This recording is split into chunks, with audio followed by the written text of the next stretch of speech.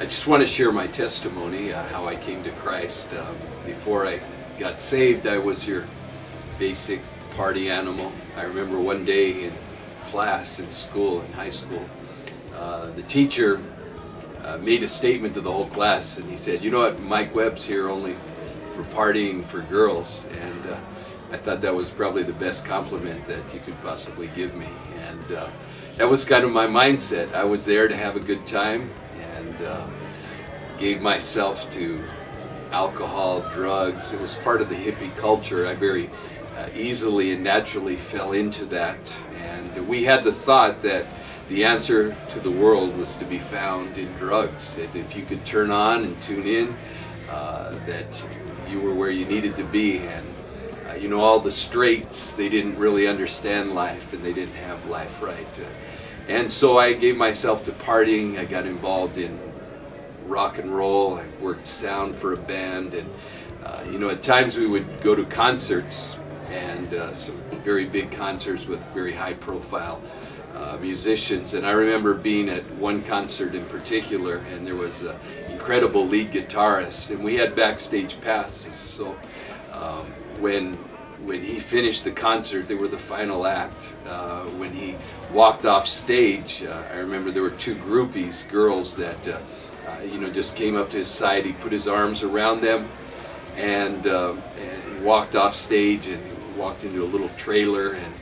But I remember as he walked past me, there wasn't anyone else standing there, but he walked right past me, had eye contact, and I remember looking into his eyes and seeing that for all his success and fame and, you know, money and all of that, there seemed to be an emptiness, and that really shook me.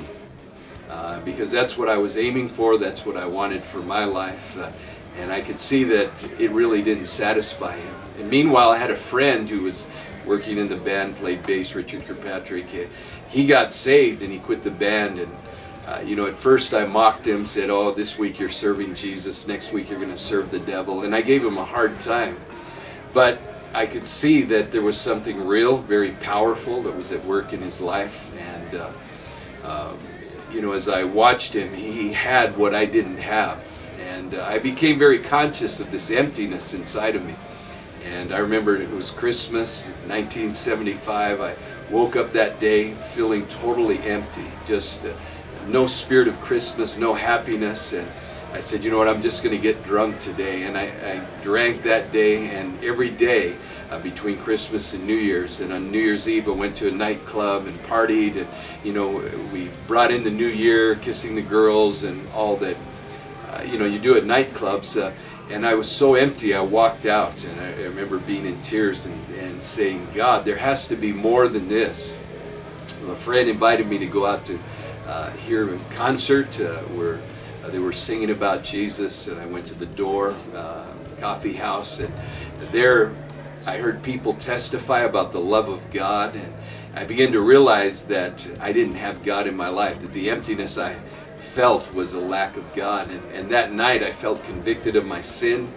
I opened my heart, I gave my life to Christ, I was saved, and from that night on I put my cigarettes down, I left alcohol behind, drugs, I got rid of all my drugs, I stopped living immorally, started following God. And what a dramatic change God brought to my life. The joy, the pleasure, the happiness that I was seeking, the good time I wanted, I found in Christ, because He came, the Bible said, to give us life, and that more abundantly. And so I just got radical in my life, and I lived for sin, I lived for pleasure with all my heart. And I said, "You know what, I'm going to serve God with all my heart." And I genuinely devoted my life to God, and it's been an adventure. It's been 33 years. I would not trade one day of life under the purpose of God and in the will of God for all of the pleasures of sin. I mean, God is so good. I don't regret at all giving my life to Him, and I would encourage you to make that same choice. Give your life to Christ. Experience the joy of sins forgiven, peace with God, and knowing God's love for you. What a great thing that is, and it can be God's gift to you if you'll open your heart.